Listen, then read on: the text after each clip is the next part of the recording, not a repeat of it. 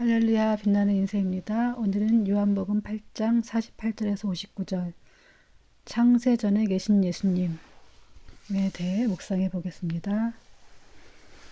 유대 사람들이 예수께 대답했습니다. 우리가 당신을 사마리아 사람이라고 하며 귀신 들렸다고 하는데 그 말이 옳지 않소? 예수께서 말씀하셨습니다. 나는 귀신 들린 것이 아니다. 다만 나는 내 아버지께 영광을 돌리는 것인데 너희는 나를 멸시하는구나. 나는 네 영광을 구하지 않는다. 그러나 나를 위해 영광을 구하는 분이 계시는데 그분은 심판자이시다. 내가 진실로 진실로 너에게 말한다. 누구든지 내 말을 지키는 사람은 결코 죽음을 보지 않을 것이다. 이 말씀에 유대 사람들이 예수께서 말했습니다. 이제 우리는 당신이 귀신 들렸다는 것을 알았어. 아브라함도 죽었고 예언자들도 죽었는데 당신은 누구든 내 말을 지키는 사람은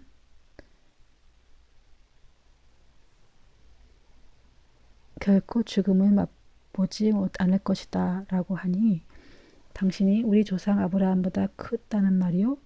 아브라함도 죽었고 예언자들도 죽었어. 당신은 대체 스스로 누구라고 생각하오? 예수께서 대답하셨습니다.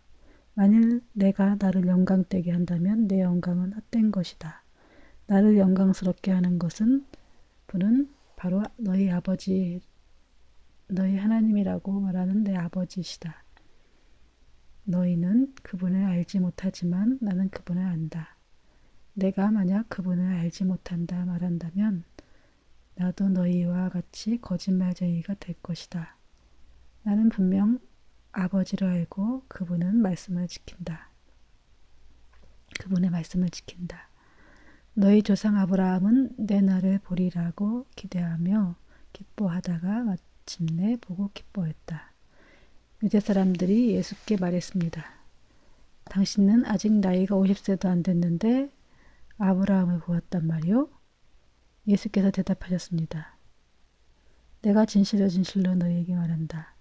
나는 아브라함이 태어나기 전에부터 있었다. 그러자 유대 사람들이 돌을 들어 예수께 던지려고 했습니다.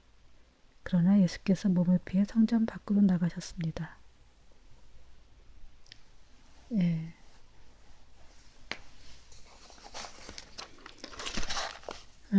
앞에 이제 진리가 너희를 자유롭게 하리라는 앞에 있는 말씀 되게 중요한 말씀이죠.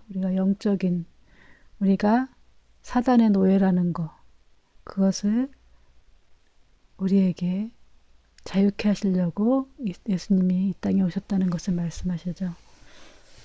그 사람들이 이제 유대 사람들이 이제 그 말도 못 알아들은 거죠. 우리가 당신을 사마리아 사람이라고도 하며 귀신 들렸다고 말하는데 그 말이 옳지 않소? 예수를 믿었던 사람인데 예수님은 그 믿었던 사람들을 상대로 해서 이제 그런 설교를 했는데 그 말을 못 알아듣는 유대인 사람들이 사마리아 사람이라고 이제 라는 소문도 있고 이제 귀신 들렸다고도 말하는데 그 말이 이제 예수님이 제정신이 아닌 사람으로 판단을 한 거죠. 사마리아 사람이라는 것은 그들이 개라고 생각하는 이방 종교를 가지고 있고 또 혼혈이도 많고 그들이 유대인들의 순수 정통성을 인정하지 않는 사마리아 사람이라고도 했고 또 귀신 들린 자라고 이제 그들은 이제 확신을 하게 된 거죠. 우리가 이제 성령 사역하고 또 그런 사역자들을 우리가 잘못하다가는 귀신 들린 자라고 이렇게 평가할 수도 있어요. 왜냐하면 자신들의 율법적인 신앙을 가진 사람들 입장에서 보면은 전혀 이렇게 그들이 들리지 않기 때문에 육적인 말로는 들리지 않기 때문에 그 말이 무슨 의미인지 어떻게 하는지 결국은 자기네들의 합리화하기 위해서 상대방을 귀신 들린 자로 마녀 사냥을 하죠. 그게 우리 죄성이기 때문에. 그래서 영적인 신앙생활을 한다는 거는 굉장히 드러내놓곤 할 수가 힘들다.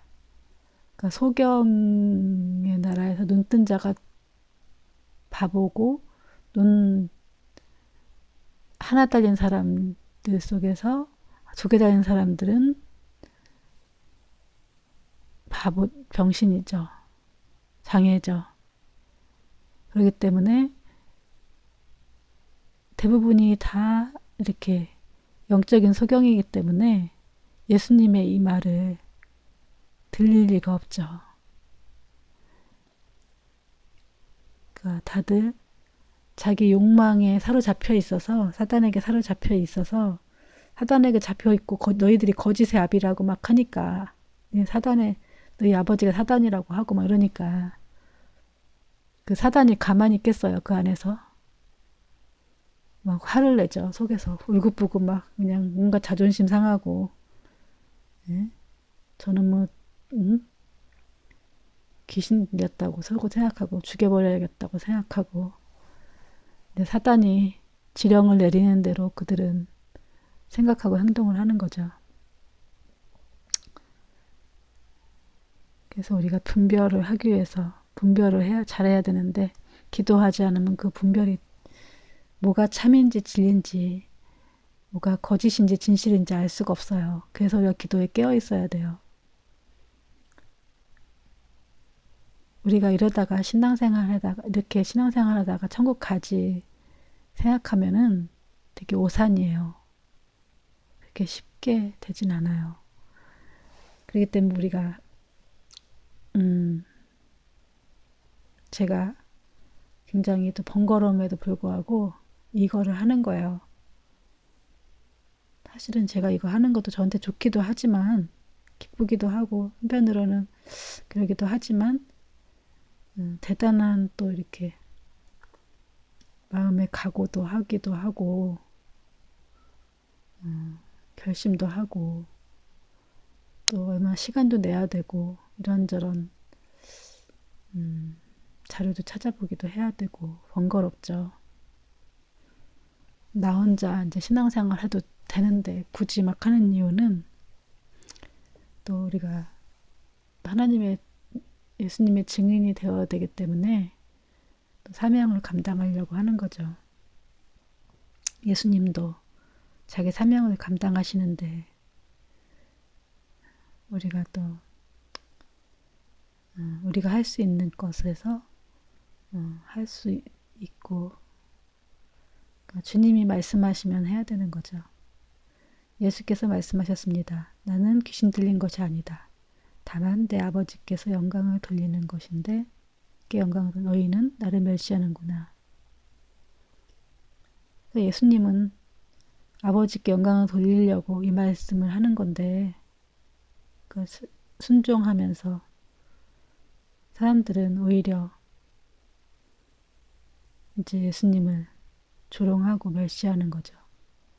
나는 내 영광을 구하지 않는다. 그러나 나는 나를 위해 영광을 구하는 분이 계시는데, 그분은 심판자이시다. 그분은 바로 하나님이시죠. 예수님 위해 영광을 구하는 분이 계시고 그분은 심판자이시다.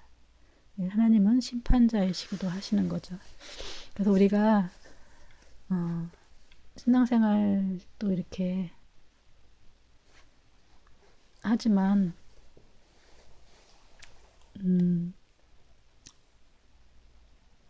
우리가 늘 깨어서 있어야 되는 이유가, 우리가 심판의 때가 있기 때문이에요. 심판의 때가 없으면 우리가 막 살아도 되겠지만, 하나님은 심판에 하시는 분이라서 우리가 늘 하나님 앞에서 이렇게 살아야 되는 것입니다. 내가 진실로 진실로 너에게 말한다. 누구든지 내 말을 지키는 사람은 결코 죽음을 보지 않을 것이다. 예수님의 말씀이죠. 그것을 말씀하신 대로 행하고 지키는 사람은 결코 죽음을 보지 않을 것이라. 예. 육체적인 죽음을 볼지라도 영적으로 죽지 않죠. 영원히 살 수 있는 영생을 얻는다고 요한복음에서 말씀하시죠. 3장. 영생이라는 그 말씀을 하시죠. 어떤 종교도 영생이라는 그 말을 하진 않았는 것 같은데, 예. 예수님은 영생이라는 것을 말씀하시죠. 우리가 이 세상에서 가장 여러분 예를 들자면 딱 한 가지 하나님이 뭔가를 주신다고 한다면은 뭘 받겠어요? 첫째, 돈, 부자 되는 것. 이 땅에서 돈이 많이 부자 되지만 죽어. 그다음에 영생이 없어요. 두 번째, 일단 성공을 하고 명예도 얻어요. 그리고 대통령이 되고, 예를 들어 왕이 되고, 대통령이 왕도 되겠죠. 그러다가 세 번째,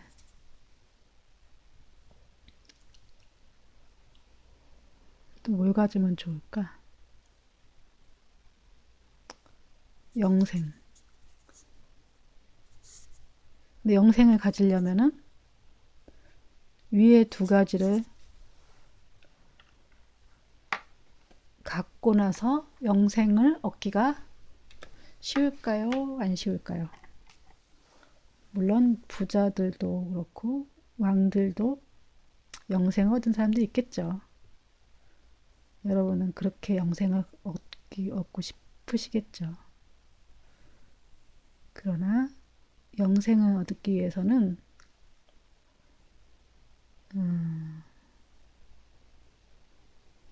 이 사람들은 이런 돈 많이 가지고 있는 사람들이나 이걸 다 내려놓고 이것도 엄청 이렇게 바위처럼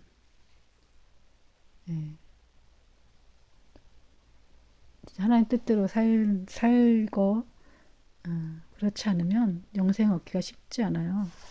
근데 이렇게 여러분들이 그런 자리에 올라가서 교만하지 않기가 쉽겠어요? 다 타락의 길로 가죠. 63층에서 63빌딩, 120, 요즘에 120층 빌딩, 롯데월드 빌딩 있죠? 거기서 뛰어나는 게 쉽겠어요? 한 1층이나 2층에서 뛰어내리는 게 쉽겠어요? 1, 2층에서 뛰어내리는 게 쉽죠. 여기서는 죽죠. 이걸 다 내려놓기 전에 내려놓을 수가 없죠. 1, 2층에는 뛰어내려 보면은 타박상이죠. 발이 부러지거나 이 정도. 이런 것처럼 우리가 영생을 얻는다는 거는 많은 것을 소유하고 있으면은 그만큼 이렇게 뛰어내린다는 것처럼 용기가 내기가 쉽지 않아요. 다 내려놓기가 쉽지 않아요. 근데 우리가 가진 것이 없거나 고난을 겪으면 내려놓기가 쉽죠. 우리가 이제 자아를 내려놓고 겸손해져서 해야 되는데, 깨끗한 심령이 되어야 되는데, 이렇게 많이 갖고 있는 사람들은 다 내려놓기가 쉽지가 않아요. 그래서 부자가 낙타가 이렇게 바늘구멍 들어가는 것보다 천국 가기가 어렵다고 하잖아요. 그러니까 영생은 우리가 모든 것을 다 이 땅에 있는 모든 좋은 것을 다 포기하고서라도 갖고 싶은 좋은 거죠. 가장 귀한 가치죠. 근데 우리는 1, 2번을 다 갖고도 영생을 갖는 것을 원하죠. 그만큼 어려운데, 다윗 같은 경우는 왕 되기 전에 엄청난 어려움과 시련을 겪었죠. 그렇기 때문에 또 그분이 잘못했을 때는 또 즉시 또 이렇게 하나님께 회개할 수도 있었고, 또 온갖 또 왕이 되고서도 시련이 많았죠. 우리 되게 하심은 정말 하나님의 도우심이 없고 인자하심이 없으면은 우리가 영생에 들어가는 것도 참 하나님의 뜻인 것 같아요. 우리가 된 게 아니고 하나님이 우리를 그런 자격이 되도록 인도하시는 거죠. 그래서 한참 두들겨 맞아야 정신을 차린다.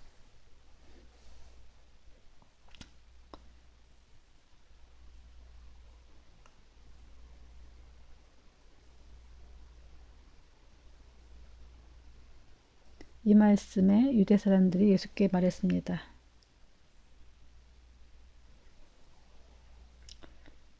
이제 우리는 당신이 귀신 들렸다는 것을 알았어. 아브라함도 죽었고 예언자들도 죽었는데 당신은 누구든지 내 말을 지키는 사람은 결코 죽음에 보지 않을 것이라고 하니 당신이 우리 조상 아브라함보다 크다는 말이요? 아브라함도 죽었고 예언자들도 죽었어. 당신은 대체 스스로 누구라고 생각하오? 그 유대 사람들이 화가 나는 거죠. 아브라함이 자기네 조상이라고 생각을 하고 믿음의 조상이라고 생각하는데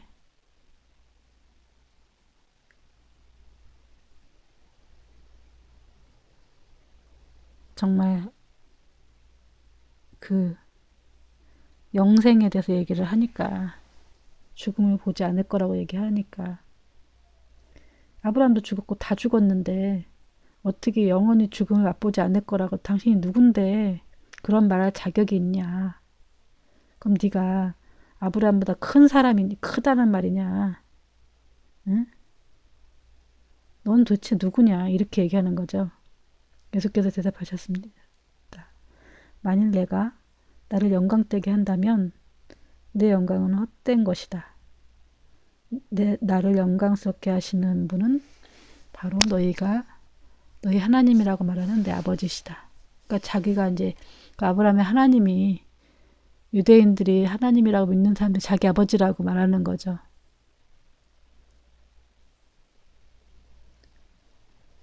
그러니까 하늘에서 내려왔다고 그러고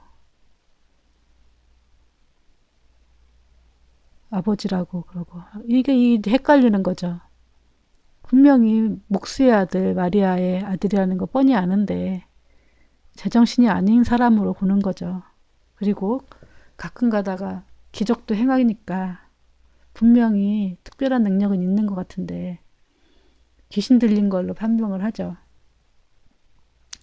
너희는 그분을 알지 못하지만 나는 그분을 안다.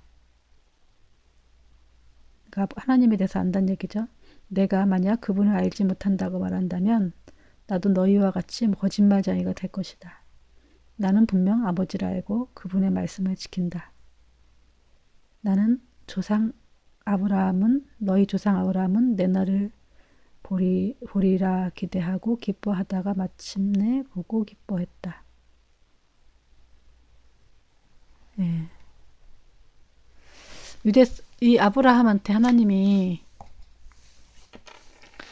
뭘 약속하시죠? 별들을 딱 보면 별들이 막 수없이 은하수 같은 걸 보여주면 요즘에 이제 여기 공해가 있어갖고 별이 별로 없는데 공해가 없는 어떤 나라 같은 데 가면 완전히 그냥 하늘이 쏟아질 것처럼 별이 많죠? 그때 당시도 아마 그랬을 텐데 별을 쫙 보여주시면서 너희 자손이 이렇게 많을 것이다. 영적인 자. 근데 아브라함은 믿음의 자손이라는 것은 무슨 말이에요? 믿음의 자손이라는 거는 우리 안에 마음속에 믿음이 오면서 믿음으로 하나님과 이렇게 소통을 하잖아요. 하나님 믿음이 오면은 그런 믿음의 자손을 말하는 거. 믿음으로 이렇게 하나님과 소통을 하고 하나님을 인정하고 막 이렇게 하나님 음성을 듣고 이렇게 하는 거 있잖아요.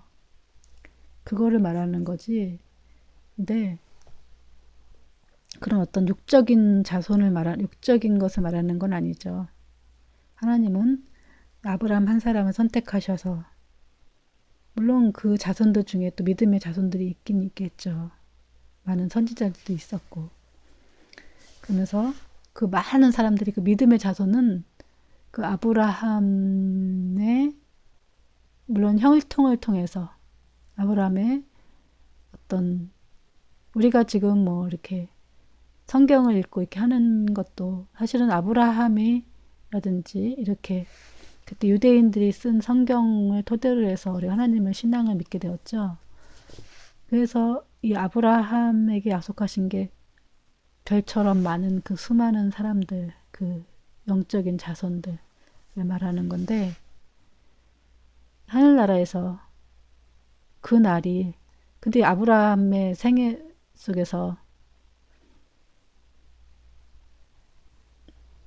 누구 그 아들이 이스마엘 첩에 이렇게 종의 잔치에 난 이스마엘하고 이삭 달랑 두 명이잖아요.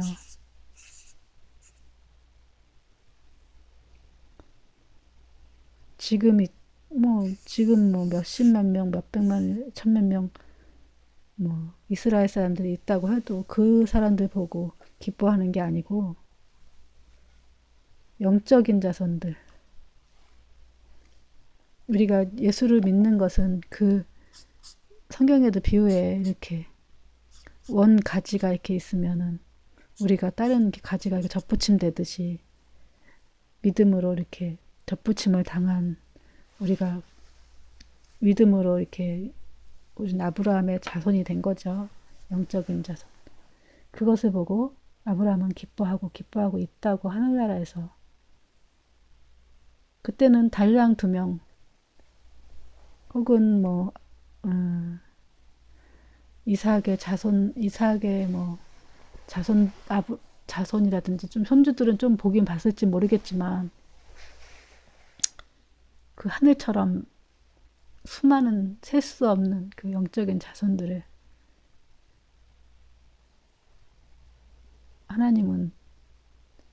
아브라함은 하늘나라에서 그걸 보고 기뻐하고 있다라고 말하고 있는 거죠. 영적인 얘기를 하는 거죠. 영적으로 하늘나라에서. 유대 사람들은 예수께 말했습니다. 당신은 아직 나이가 50세도 안 됐는데 아브라함을 보았단 말이요? 33살 돌아가셨으니까 33살은 안 되셨죠. 넘질 않은. 그 정도 아브라함을 보았다 그러니까 또 황당한 거죠. 예수께서 대답하십니다. 내가 진실로 너희에게 말한다. 나는 아브라함이 태어나기 전부터 있었다. 그 예수님은 태초부터 본인이 계셨다고 창조하실 때 예수님도 함께 계셨고 삼위일체 하나님이시니까 같이 하나님이 창조 이런 말들이 사실은 지금도 이제 저도 잘 이해는 안 되지만 그래도 믿음으로 이해가 돼요. 하나님은 뭐 그러신 분인가 보다. 우리가 설명할 수 없지만 우리가 이제 예수님이 아들이시면서도 하나님이시고 삼위일체시고 성령님으로 오셨고 이게 이제 우리는 너무나 일상적으로 이제 믿음으로 이해가 되죠. 이제 안 믿는 사람들은 그 이해를 못하죠. 그러니까 태초부터 계셨다는 말이 그러니까 이제 유대인들이 여기서 빡 돌죠. 그러자 유대인들이 돌을 들어 예수께 던지려 했습니다. 그러나 예수께서는 몸을 피해 성전 밖으로 나가셨습니다. 그러니까 예수님이 이런 말씀을 하지 말하셨어요. 그러니까 돌맞기. 뻔히 알면서도 이런 말을 하신 거죠. 이런 말 하지 않으면 우리가 어떻게 이 말을 이제 알아듣겠어요. 우리가 이제 어떻게 이 말이 우리한테까지 전해드렸겠어요. 참. 그러니까 예수님은 스스로 우리가 스스로 무덤 판다는 것처럼 스스로 십자가를 지셨다. 이렇게밖에 말씀드리기가 없네요. 그래서 제가 이제 낮에 잠깐 이제 궁금해져 갖고 조금 검색을 해보긴 했는데 정확한 뭐 이렇게 그런 건 없고 정확하게 뭐 이제 뭐 그런 건 아니지만 갑자기 이제 그게 궁금해졌어요. 왜 이제 구약은 히브리어로 기록되었고 신약은 헬라어로 기록되었죠. 그 당시로 예수님 당시로 그렇다고 헬라어가 공용어였을까? 근데 이렇게 근데 히브리어를 그때 히브리 사람들이 쓰고 있어. 히브리 사람이라고도 하죠. 이스라엘 사람들을 히브리어로 쓰고 있었는데 히브리어, 아람어 뭐 몇 가지 쓰고 있더라고. 헬라어도 쓰기도 하고. 네, 라틴어. 로마는 라틴어였더라고요. 근데 헬라어는 오늘날 이렇게 없어진 어래서 제가 옛날에 또 헬라어를 좀 배운 적이 있거든요. 옛날에 전도사님이 헬라어를 좀 가르쳐 주셨는데 좀 한 달 좀 배우다 말긴 했는데 그래도 어느 정도는 조금 배워서 좀 어렵지 않더라고요. 헬라어는 좀 영어나 이런 것보다 훨씬 쉬운데 근데 왜 이제 유대교 이게 이제 헬라어로 기록되었을까 이제 몇 가지 설이 있는데 이제 헬라어는 이제 그리스 어떤 지역의 방언이었기도 했고 인도에 있는 유럽의 뭐 인도에서 사용한 하나의 종족의 언어였나 봐요. 사전에 헬라어를 어떤 그리스 어느 지역에서 쓰고 있었는데 알렉산더라는 이제 그 사람이 이제 세계 정복할 때 헬라어가 또 되게 이제 뭐랄까 다른 데 언어보다 되게 잘 헬라어 이제 글이 이제 그때 당시로는 우리도 지금 글이 솔직히 세종대왕이